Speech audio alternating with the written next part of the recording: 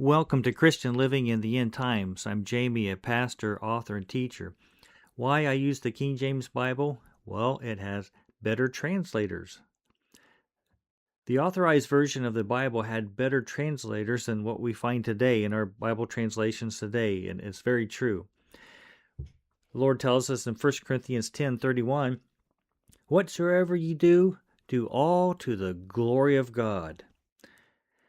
There were several Bible translators before the ones authorized by King James I of England. So King James was from Scotland, and he was the king of Scotland and also of England, kind of at the same time. So he is known as King James I of England. And so here he had authorized the translation of the work, and they wanted to make a good Bible better. And so there were several English translations prior to this time. And one noble linguist was William Tyndale, who translated about 70 or 75 years before this work was. And so he was a precursor of the King James Bible.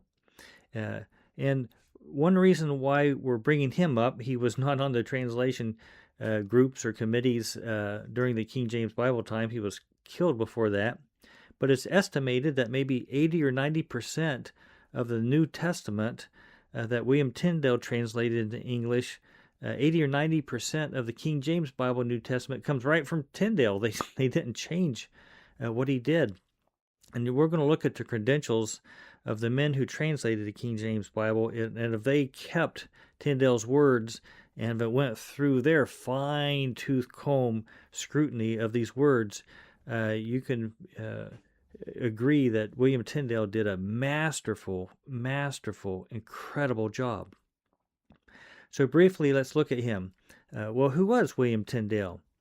Well, he knew several languages.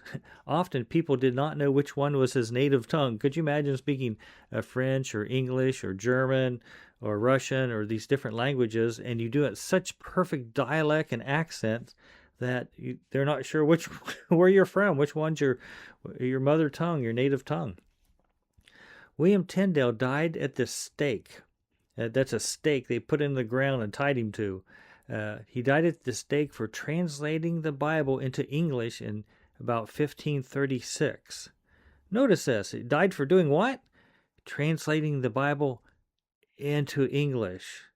Yes, there wasn't a freedom of translation at that time. The church was against that, and many people were against that, and so it was illegal. And so he died at the stake. Here we take it for granted that we have Bibles in English, and some people have Bibles in their homes gathering dust, and they don't even read it. This man believed in the words behind the King James Bible so much. He used, obviously, the Masoretic text of Hebrew, and he also used Erasmus's Greek New Testament, so it's the received text. He died for those words, the same words that's behind our King James Bible, shed his blood. He was strangled, and then his body was burned. His last prayer was, "Lord, open the King of England's eyes." Open the King of England's eyes. In other words, let it be legal. Let the King of England allow God's words to be put into English for the common person, for every person. At that time, it was in Latin, and not everybody could speak Latin, or I should say, read Latin. Just some of the higher educated people could at this time. So in August of 1537, after the next year, after William Tyndale died at the stake, King Henry VIII authorized that the Bible to be used in churches. Henry made it legal that the Bible could be sold and read.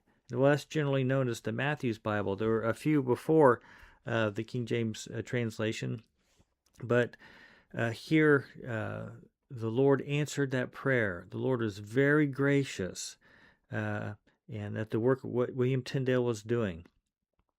Tyndale said that he would make the plowboy know more of the Bible than the ignorant bishops that he was talking to.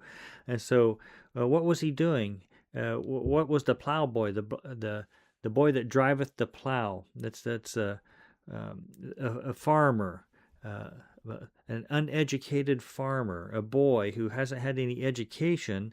Well, if he could read the Bible in his own language, then these bishops of the church, that should have been the teachers of the church, should have been reading and explaining the Bible to people, giving them the Bible in their own languages. Well, they weren't reading the Bible. They didn't know much about the Bible. So think about this too, is that William Tyndale wanted to translate the Bible simply so it could be read easily by those with little education in English. And that was what was done. Many of the words in the King James Bible are only 1 or 2 syllable words. Yes, there's other ones too, especially some of the names or Hebrew names and all that. But yet it's a translation for basic people, the average people, to read. So William Tyndale, his translation work was forbidden in the British Isles, so he left for the continent of Europe and moved his work to Germany. He had printed and sold small English New Testaments back into the British Isles, back into the United Kingdom. At first, the church bought his book to destroy them, so he had buyers for the book, but yet they were getting burned. So he was making a profit, and then he could publish and send more books back, smuggle them back. Tyndale translated from the Hebrew and Greek text. Remember, prior to that, they were trying to translate the Bible from Latin into English, but it was a translation, a proper translation, but a little crude, a little rough. So he translated from the Hebrew and Greek text, right from, remember, God gave those inspired words in the Hebrew and Greek text, and they were copied and preserved for people even up to today. But William Tyndale had those available to him. The academic world used the Latin Bible at that time, and very few people could read the Bible in Latin. So Tyndale was betrayed by his friend, arrested and burned at the stake in what is modern-day Belgium in 1536. He died when he was about 42 years old. Later, James, the King of England, ordered an English translation of the Bible from the original languages. This is what the people were wanting. This is what the leaders in the churches were wanting. Present-day English Bibles were compared as well. That's present day with the King James Bible translators. Of course, we saw the Bishop's Bible and the Matthew Bible, and Tyndale Bible also, and a few others, the Geneva Bible, those during that era prior to the King James Version. So they were trying to make a good Bible better. That's what they were doing. They weren't creating everything from scratch, although they looked at the original sources quite in detail. So William Tyndale's prayer was answered. Tyndale predated the King James translators, we said like by 70, 75 years. So now let's consider some of the translators behind the Authorized version, or the King James Version. There were about 60 translators total working on the King James Bible. And let's look at 3 of the Old Testament or 3 of the New Testament, or roughly speaking. They're all incredible. And so we're looking at why the King James Bible translators are better than the ones today, better than the ones from, you pick up a modern version last 100 years, or probably in the next 5 or 10 years, and you just go down and compare how the men could work the languages, how they could, in a sense, live and breathe and think in these languages.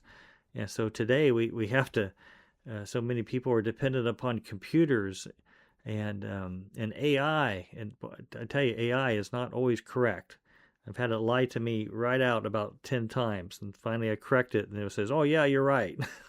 But we're looking at a time when the Lord put these people together, when the Greek and the Hebrew was studied intensively, prior to the modern day television and YouTube watching, when people spent time at their desks, spent time studying, spent time in prayer, when the mindset was people went to churches and were reading scriptures and were trying to pattern their lives off of scriptures.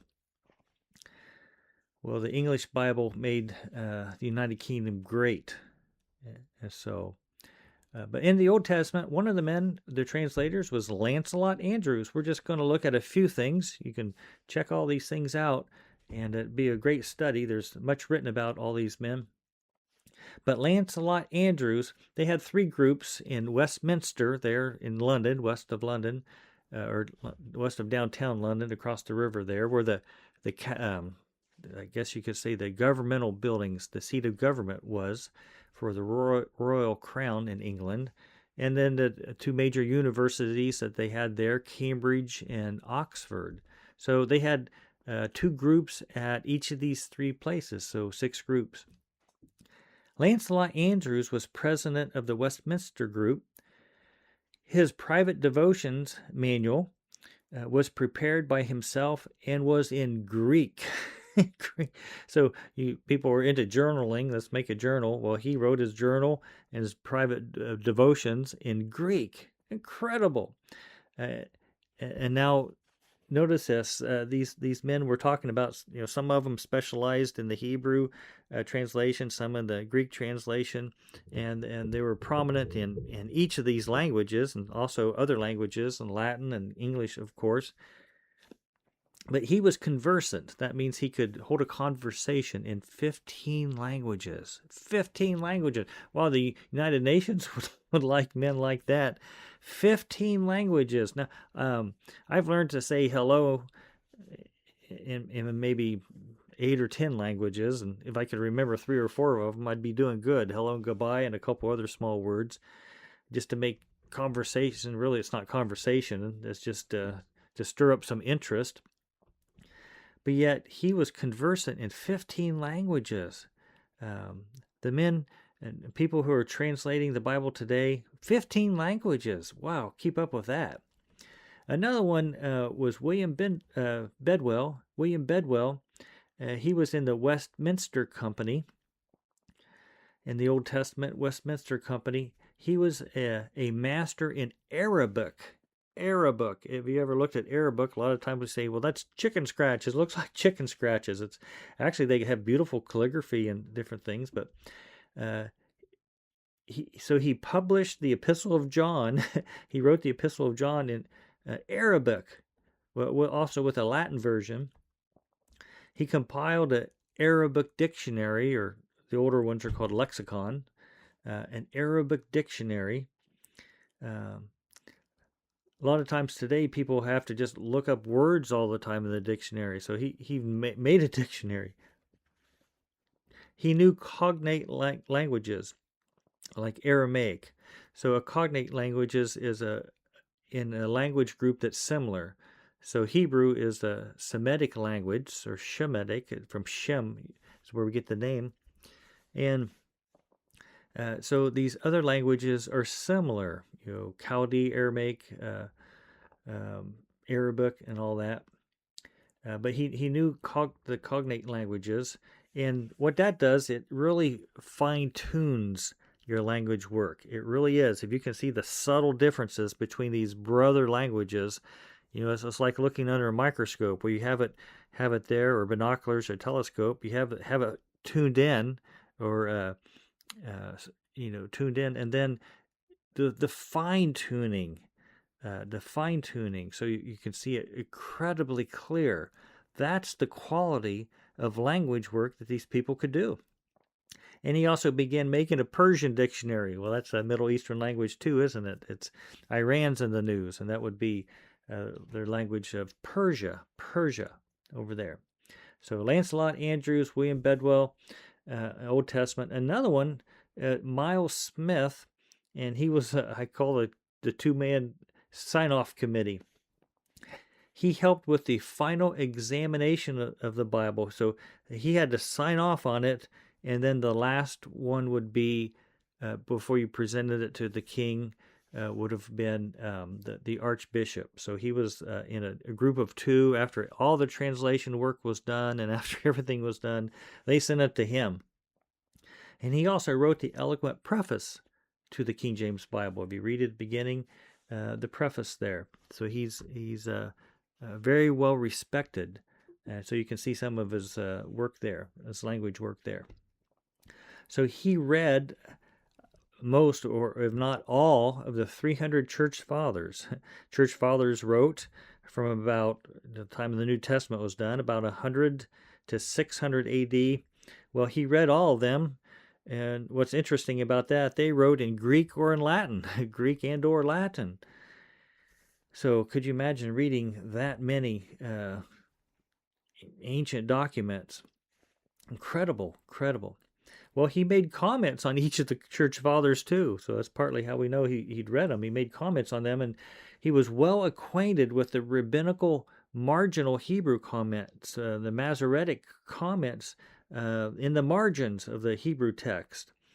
He was an expert in Chaldee, Syriac, and Arabic, these cognate languages, some of them. And he's preeminent in Hebrew, obviously. So here, Miles Smith, what an incredible translator. Lancelot Andrews, William Bedwell, Miles Smith. How about in the New Testament? In the New Testament, Henry Smith. Let's look at Henry Smith. He was one of the men at the Oxford Company over in Oxford. Guess what he did also? Well, he was great and excelled in Greek and mathematics, and he was Queen Elizabeth's tutor in Greek and mathematics. You have to be incredibly good to go and help the Queen with her Greek and math. Wow, have you taken Greek and advanced math into things that you've done in your school? Well, Henry Smith also translated the work of the Latin historian Tacitus into English. Wow, translating all this old Latin stuff into English. This is really something.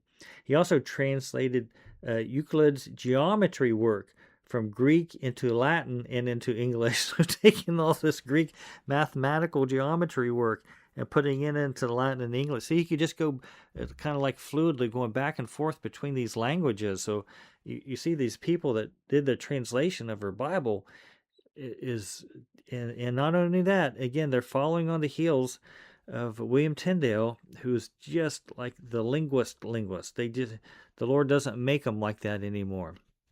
Plenty of brilliant people on planet Earth today, but God just had in his providence this time with these people together, and this is how he really polished our Bible into English.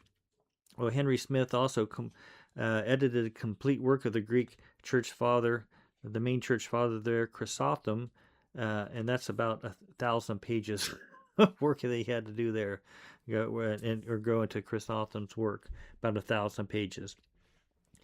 Another one let's look at is in the New Testament was John Bois. John Bois. So he was at Cambridge. And for lack of a better word, it sounds like he was a child prodigy.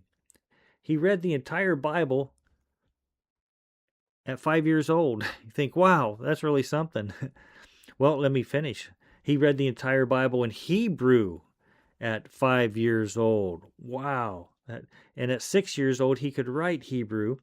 And so in college, he wrote his letters to different people in Greek. They would do that more often than.